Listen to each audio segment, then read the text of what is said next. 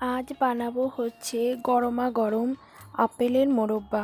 আপনারা নিশ্চয়ই অনেক রকমের মোরব্বা খেয়েছেন, কিন্তু এই মোরব্বার স্বাদ কিন্তু অসাধারণ। তার জন্য আপেলের মোরব্বা বানানোর জন্য প্রথমে আপেলগুলোকে টুকরো টুকরো করে কেটে নিয়েছি। এবার কাঁটা চামচের সাহায্যে এরকম গোটা গায়ে এরকম ছোট ছোট ছিদ্র করে নেব। এবার জলের মধ্যে কিছুটা চুন গুলে তার মধ্যে আপেলটাকে 4 থেকে 5 ঘন্টা মতো ভিজিয়ে রাখবো কষটাকে বের করে নেওয়ার জন্য। এবার আপেলগুলোকে ভিজিয়ে থেকে তুলে নিয়েছি। এবার তার মধ্যে আমি 1 কাপ চিনি মিশিয়ে দেব। চিনিটাকে মেশানোর পর এটা আমাকে 30 মিনিটের জন্য ঢেকে রাখতে হবে, চিনিটা গলা পর্যন্ত। এই দেখুন চিনিটা পুরো গলে গেছে, আপেলের রসেই কিন্তু গলে গেছে, আলাদা করে কোনো জল দিইনি। এবার আমি কড়াইয়ে এই চিনি সমেত আপেলটাকে দিয়ে দেব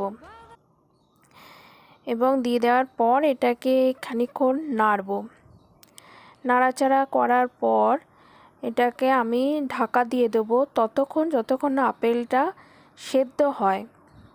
সেদ্ধ হওয়ার পর এইভাবে খুলে চিনির রসটা যতক্ষণ না চুষে নেবে ততক্ষণ আমাকে নাড়াচাড়া করতে হবে।